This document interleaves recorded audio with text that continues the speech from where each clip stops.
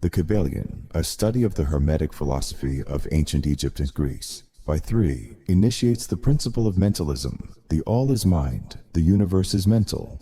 The Kabbalion, this principle embodies the truth that all is mind. It explains that the all, which is the substantial reality underlying all the outward manifestations and appearances which we know under the terms of the material universe, the phenomena of life, matter, energy, and, in short, all that is apparent to our material senses, is spirit, which in itself is unknowable and undefinable, but which may be considered and thought of as an universal, infinite, living mind.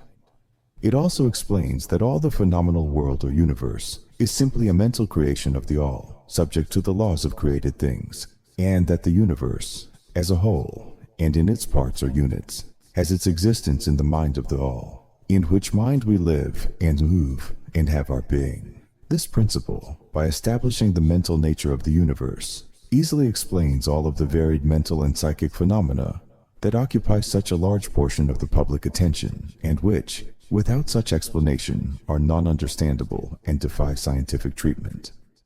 An understanding of this great Hermetic principle of mentalism enables the individual to readily grasp the laws of the mental universe and to apply the same to his well-being and advancement. The Hermetic student is enabled to apply intelligently the great mental laws instead of using them in a haphazard manner. With the master key in his possession, the student may unlock the many doors of the mental and psychic temple of knowledge and enter the same freely and intelligently. This principle explains the true nature of energy, power and matter, and why and how all these are subordinate to the mastery of mind. One of the old Hermetic masters wrote, long ages ago, "He who grasps the truth of the mental nature of the universe is well advanced on the path to mastery." And these words are as true today as at the time they were first written. Without this master key, mastery is impossible, and the student knocks in vain at the many doors of the temple.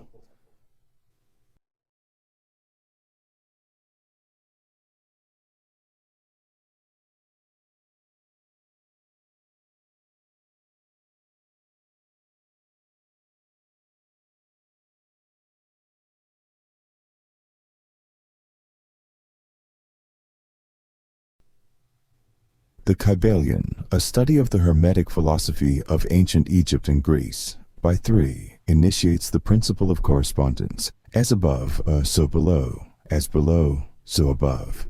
The Kabbalion, this principle embodies the truth that there is always a correspondence between the laws and phenomena of the various planes of being and life. The old Hermetic axiom ran in these words: as above, so below. As below, so above.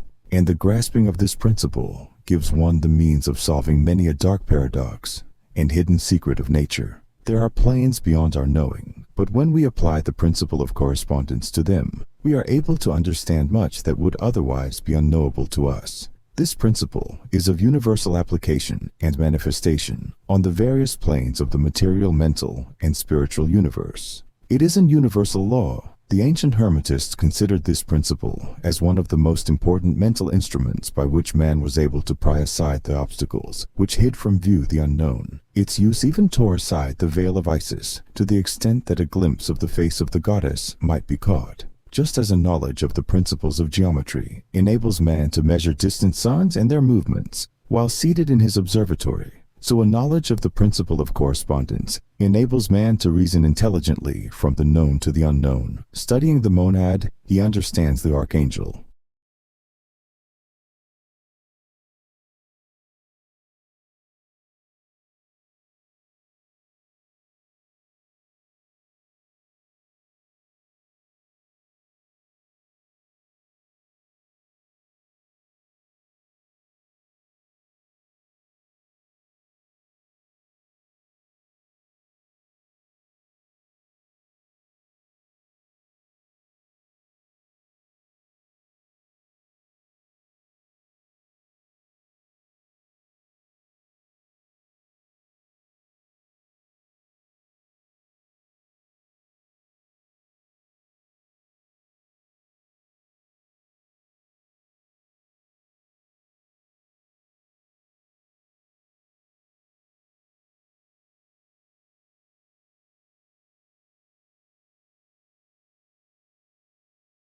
The Kybalion, a study of the Hermetic philosophy of ancient Egypt and Greece.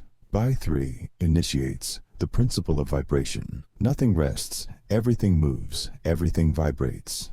The Kybalion, this principle embodies the truth that everything is in motion, everything vibrates, nothing is at rest, facts which modern science endorses, and which each new scientific discovery tends to verify.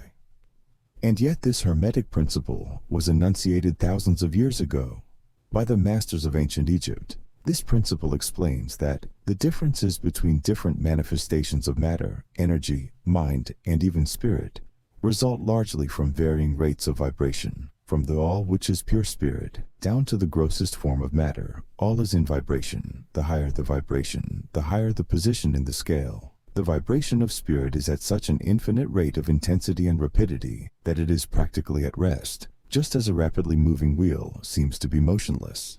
And at the other end of the scale, there are gross forms of matter whose vibrations are so low as to seem at rest.